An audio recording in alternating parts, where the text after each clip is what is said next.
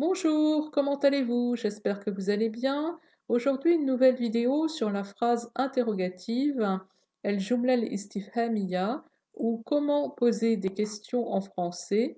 كيف نطرح أسئلة باللغة الفرنسية. La première modalité de la phrase interrogative, c'est l'inversion du verbe et du sujet. مثلا الجملة vous parlez français أنتم تتحدثون اللغة الفرنسية. C'est une phrase déclarative. جملة خبرية تخبرنا بشيء ما. في الجملة الخبرية يؤتي الفاعل أولا ويؤتي الفعل بعده. لكي نحول هذه الجملة إلى جملة استفهامية سنقول parlez-vous français. الفاعل vous أصبح في المكان الثاني وأصبح الفعل قبله في المكان الأول. Nous pouvons aussi utiliser cette phrase interrogative avec un nom. يمكننا أيضا استخدام هذه الجملة الاستفهامية مع الاسم. مثلا ياسمينة est-elle enseignante؟ هل ياسمينة مدرسة؟ Ton frère aime-t-il la musique؟ هل يحب أخوك الموسيقى؟ Dans ces exemples, في هذه الأمثلة, nous plaçons le nom en premier, c'est le sujet. ندع الاسم أولا وهو الفاعل. Ensuite, le verbe, ثم الفعل.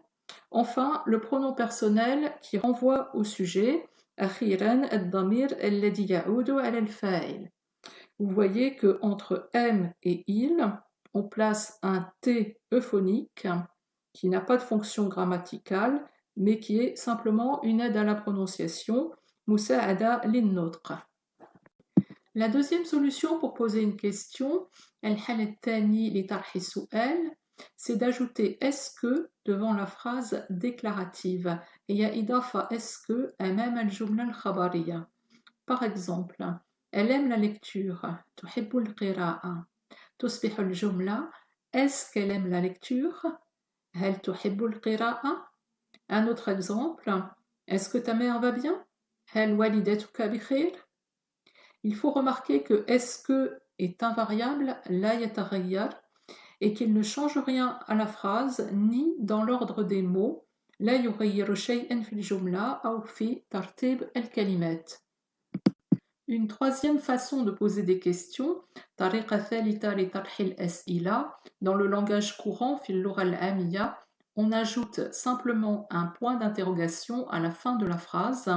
نضيف فقط علامة استفهام في نهاية الجملة. Par exemple, tu m'appelles ce soir? Vous venez déjeuner avec nous dimanche? Tu veux un café? Nous allons voir maintenant les adverbes interrogatifs. سنرى الآن ظروف الاستفهام.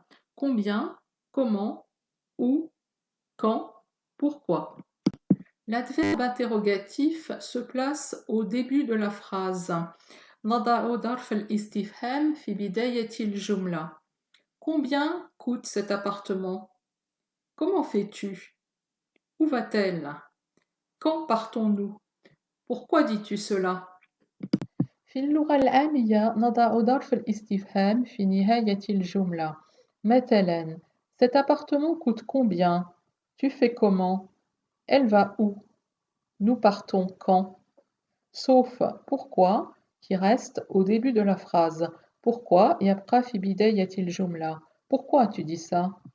Une explication particulière sur combien de, كم من, combien de est toujours suivi d'un complément d'objet, يتبعه دائما مفعول به. مثلا combien de temps cela prend-il? أو باللغة العامية ça prend combien de temps? Combien d'enfants as-tu? Tu as combien d'enfants? Voyons maintenant les pronoms interrogatifs qui, que, quoi. نستخدم كي لطرح أسئلة عن الأشخاص ونستخدم que quoi لطرح أسئلة عن الأشياء. هنا بعد الأمثلة quelques exemples. Qui es-tu? Qui vient avec nous? De qui parles-tu? Tu y vas avec qui? Que fais-tu? Que dit-il? À quoi penses-tu? De quoi tu parles? Les adjectifs interrogatifs, الصفات الاستفهامية, on les utilise avec un nom.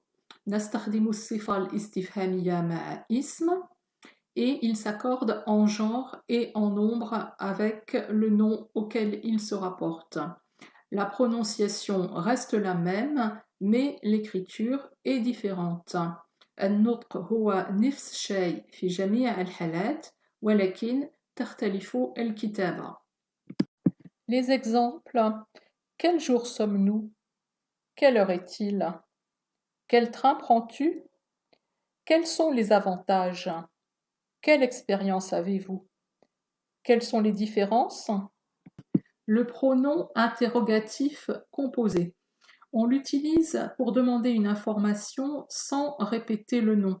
نستخدمه لطلب معلومات دون تكرار الاسم.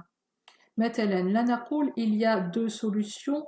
Quelle solution tu préfères?